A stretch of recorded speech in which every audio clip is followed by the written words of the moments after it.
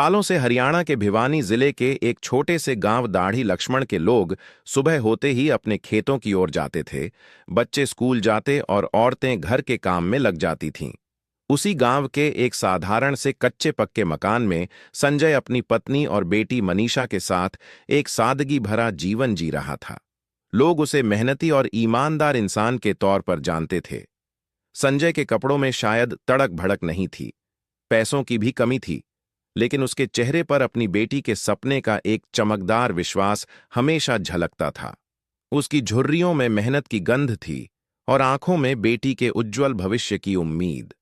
संजय ने भले ही कभी शहर की चकाचौंध नहीं देखी हो, लेकिन उसने अपनी इकलौती बेटी मनीषा की पढ़ाई में कोई कमी नहीं छोड़ी। जब गांव के कुछ लोग बेटियों को पढ़ाने पर तंज कसते, तो वो मुस्कुराकर कहता, एक दिन मेरी बेटी पूरे गांव का नाम रोशन करेगी। दोस्तों, वीडियो में आगे बढ़ने से पहले कमेंट बॉक्स पर मनीषा का जस्टिस जरूर लिखें। मनीषा बिटिया को इंसाफ मिलना चाहिए। और हां, इस मनीषा बिटिया के जर्नी में जोड़ने के लिए हमारे चैनल को सब्सक्राइब जरूर करें। मनीषा अपनी उम्र से कहीं ज्यादा समझदार थी। सुबह सूरज की पहली किरण के साथ उठती, घर का थोड़ा काम करती और फिर अपनी किताबों में खो जाती। धीरे धीरे उसने पढ़ाई के साथ साथ बच्चों को पढ़ाने में रुचि दिखानी शुरू की और कुछ समय पहले उसने सिंघानी के एक प्ले स्कूल में नौकरी भी शुरू कर दी। उसे नौकरी मिलने से घर में कोई बड़ा बदलाव नहीं आया, लेकिन एक छोटी सी रोशनी जरूर दिखाई देने लगी कि शायद संघर्ष का सफर अब थोड़ा आसान हो जाएगा। रोज सुबह ठीक 8 बजे वो नीले रंग का सलवार सूट पहनकर घर से निकलती। पिताजी उसके सिर पर हाथ फेरते और आशीर्वाद देते, और उस वक्त मनीषा की आंखों में ऐसा आत्मविश्वास होता जैसे भगवान ने उसे कोई विशेष जिम्मेदारी सौंपी हो। पिछले कुछ दिनों से वो सिर्फ प्ले स्कूल का काम ही नहीं कर रही थी, बल्कि नर्सिंग का फॉर्म भरने के लिए भी सोच रही थी। उसे लगता था कि अगर नर्स बन गई तो एक साथ कई जिंदगियों को छू सकेगी और पिता का गर्व और भी बढ़ जाएगा। 11 अगस्त 2025 की सुबह भी बिल्कुल बाकी दिनों की तरह शुरू हुई। उसने मां के साथ बैठकर नाश्ता किया, पिता की तरफ मुस्कुराकर देखा और कहा, पापा, आज शायद थोड़ा लेट आऊंगी। संजय ने बिना किसी चिंता के कहा, कोई बात नहीं बेटा, आराम से आना। मनीषा स्कूल पहुंची और पूरे मन से बच्चों को पढ़ाया। उसे बच्चों की मुस्कान में एक अलग सा संतोष मिलता था। करीब 11:23 पर उसने अपने पिता को फोन करके बताया कि उसे BSSC नर्सिंग का फॉर्म लेना है, इसलिए वह स्कूल की वैन से थोड़ा पहले उतर जाएगी। ये बात सुनकर संजय को खुशी हुई कि बेटी अपने सपने की ओर एक और कदम बढ़ाने वाली है। उसने शांत स्वर में कहा, ठीक है बेटा, आराम से अपना काम पूरा करके आना।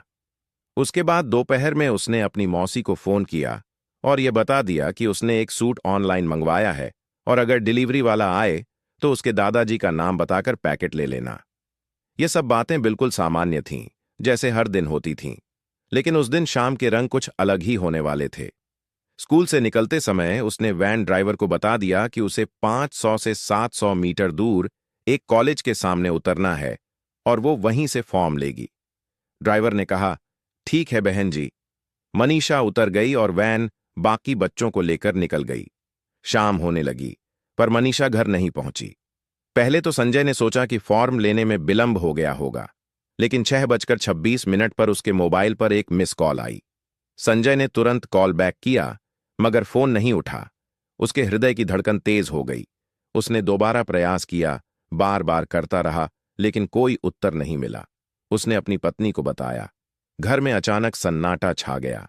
पिता के मन में अजीब अजीब शंकाएं उठने लगीं। उसने अपने पिता से सलाह ली, जिन्होंने कहा कि तुरंत निकलो और जाकर पता करो। संजय बिना एक पल गंवाए सिंघानी की ओर भागा। सबसे पहले वो उस प्ले स्कूल पहुंचा जहां मनीषा काम करती थी। वहां सभी से पूछा, पर किसी को कुछ भी नहीं पता था। वो तो दोपहर को निकल गई थी, इतना सा जवाब मिला। समय जैसे किसी ने रोक दिया था। आखिरकार संजय ने 112 पर कॉल किया। फोन उठाते ही उसने कांपती हुई आवाज में कहा, साहब, मेरी बेटी सुबह से घर नहीं लौटी। कुछ मिनट बाद पुलिस की गाड़ी आ पहुंची। संजय ने सड़क पर खड़ा होकर हाथ हिलाया। गाड़ी जैसे ही रुकी, पुलिस वालों ने पूछा, क्या बात है? संजय की आवाज घुटती हुई निकली, मेरी 19 साल की बेटी मनीषा लापता है। सुबह स्कूल के लिए निकली थी, अब तक नहीं लौटी। सुनकर तीनों पुलिसकर्मी आपस में देखने लगे और ठहाका लगाकर बोल पड़े, अरे भाई, भाग गई होगी।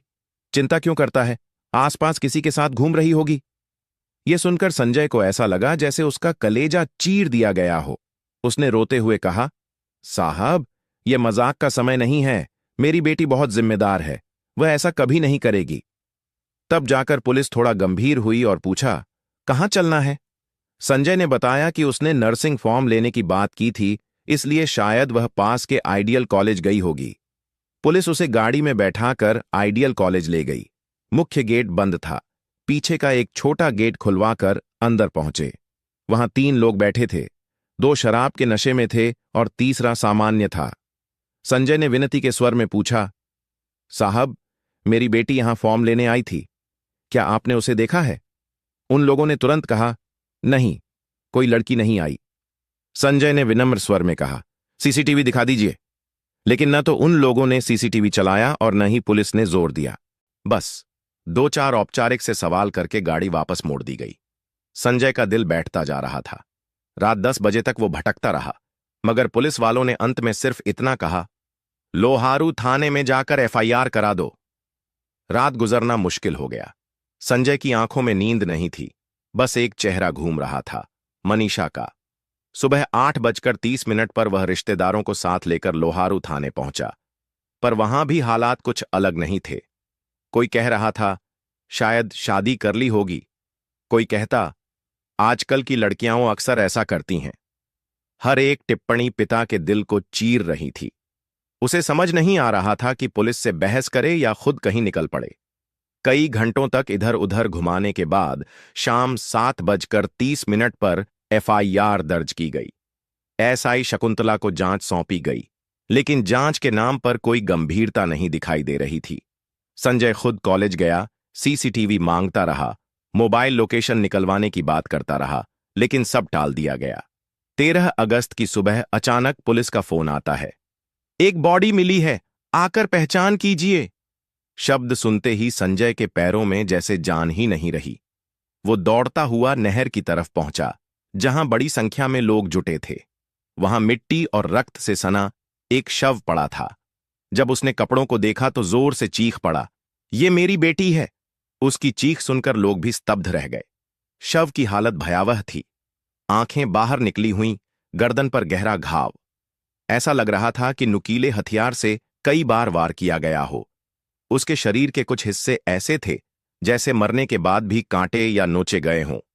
भीड़ की आंखों में आंसू थे और दिलों में गुस्सा। शव को पोस्टमार्टम के लिए भिवानी भेज दिया गया, लेकिन अगले ही दिन जब रिपोर्ट आई और परिवार को शव सौंपा गया, तो परिवार ने अंतिम संस्कार करने से इनकार कर दिया। उनका कहना था कि जब तक अपराधी पकड़े नहीं जाएंगे, वे बेटी को मुखाग्नि नहीं देंगे। देखते ही देखते पूरे गांव ने उनका साथ दिया। दुकानदारों ने दुकानें बंद कर दीं, छात्र सड़कों पर उतर आए।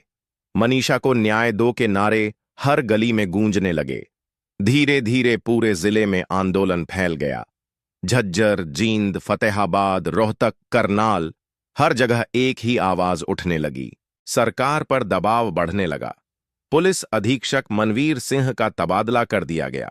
एसएचओ अशोक कुमार को लाइन हाजिर कर दिया गया। एएसआई शकुंतला को सस्पेंड किया गया।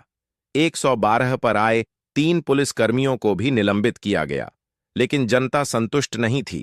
उनका कहना था, सस्पेंड किया है, कल फिर बहाल कर देंगे, लेकिन बेटी तो लौट कर नहीं आएगी। सोशल मीडिया पर जस्टिस फॉर मनीषा ट्रेंड करने लगा। 18 अगस्त की दोपहर को अचानक एक पत्र वायरल हुआ, जिसमें लिखा था कि मनीषा ने आत्महत्या की है। कथित तौर पर उसने पास की एक दुकान से 600 रुपए का कीटनाशक खरीदा था। पत्र में लिखा था, मम्मी पापा सॉरी, मैं आप पर बोझ नहीं बनना चाहती। पुलिस ने इसे सुसाइड नोट बताया, लेकिन लोगों ने सवाल पूछना शुरू कर दिया। अगर यह पत्र था तो 4 दिन तक क्यों नहीं दिखाया गया?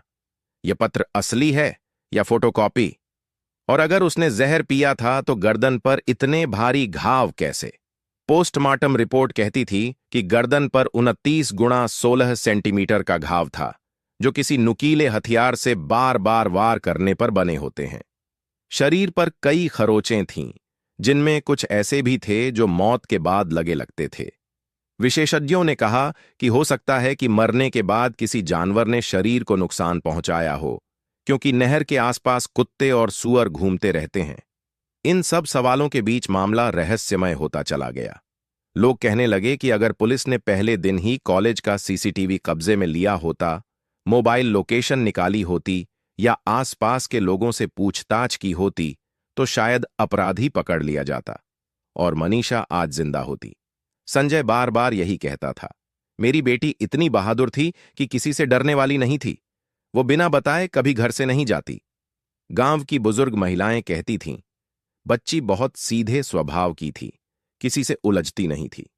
वक्त बीतता गया और आंदोलन और तेज होता गया। विपक्षी नेताओं ने विरोध प्रदर्शन शुरू कर दिया। सरकार को कहना पड़ा कि अगर जरूरत हुई तो सीबीआई जांच कराई जाएगी। ये मामला अब सिर्फ एक परिवार की लड़ाई नहीं रह गया था, बल्कि पूरे प्रदेश की बेटियों की आवाज बन गया था। हर पिता अपनी बेटी को स्कूल भेजते वक्त एक पल को रुक जाता था और मन ही मन भगवान से प्रार्थना करता था, बस मेरी बेटी को सुरक्षित वापस लौटा देना। संजय पिछले कई दिनों से अपने घर के आंगन में बैठा रहता है। जिस जगह मनीषा अपना पसंदीदा पौधा लगाकर रोज पानी देती थी, वो पौधा अब सूखने लगा है। पिता उसकी हर याद को सीने से लगाकर बैठ जाता है। कभी वो खिलखिलाती हुई आवाज कानों में गूंजती है, पापा, आज मैंने बच्चों को नई कविता सिखाई। कभी उसकी मुस्कुराती आंखें याद आती हैं। पुलिस कहती है कि 10 सैंपल फॉरेंसिक लैब भेजे गए हैं और रिपोर्ट आने के बाद सच सामने आएगा। लेकिन लोगों को डर है कि कहीं केस को मोड़कर आत्महत्या साबित न कर दिया जाए। हर दिन खबरों में नए सवाल उठते हैं। सीसीटीवी कहां है? असली सुसाइड नोट कहां है? कीटनाशक किसने बेचा? क्या उसके बयान लिए गए? मृत्यु का समय क्या बताया गया? क्या उसकी मृत्यु 11 अगस्त को ही हुई या उसके बाद? इन सवालों के जवाब अब भी हवा में लटके हैं। संजय और उसकी पत्नी हर सुबह उठते हैं, एक नई उम्मीद के साथ कि शायद आज न्याय की कोई किरण दिखेगी। मनीषा की कहानी अब पूरे समाज के लिए एक आईना बन चुकी है। अगर एक गरीब बाप न्याय के लिए जाए, तो क्या उसे भी यही सब सुनना पड़ेगा? भाग गई होगी, लौट आएगी? यह कहानी किसी को डराने के लिए नहीं है, बल्कि याद दिलाने के लिए है कि न्याय तब मिलता है जब समाज एकजुट होकर आवाज उठाता है। अगर लोग मनीषा के लिए सड़क पर नहीं उतरते, तो शायद यह केस भी फाइलों में दब जाता। आज भी हजारों लोग संजय के साथ खड़े हैं और एक ही नारा दे रहे हैं, चाहे कोई भी हो, कितना भी बड़ा हो, मनीषा को न्याय मिलना चाहिए। क्योंकि न्याय सिर्फ एक बेटी के लिए नहीं है, यह हर बेटी की सुरक्षा का भरोसा है। अगर आज न्याय नहीं मिला, तो कल कोई और संजय ऐसे ही अपने सूने आंगन में खोया हुआ दिखाई देगा। इस संघर्ष में जो लोग संजय का हौसला बनकर खड़े रहे, वो केवल उसके मित्र नहीं बल्कि पूरे समाज के लिए प्रेरणा है। आज संजय का जन्मदिन है, लेकिन हर कोई जानता है कि वह केक या मिठाई नहीं काट रहा, बल्कि अपने आंसुओं को छिपाते हुए भगवान से सिर्फ एक ही प्रार्थना कर रहा है, मेरी बेटी को न्याय मिल जाए।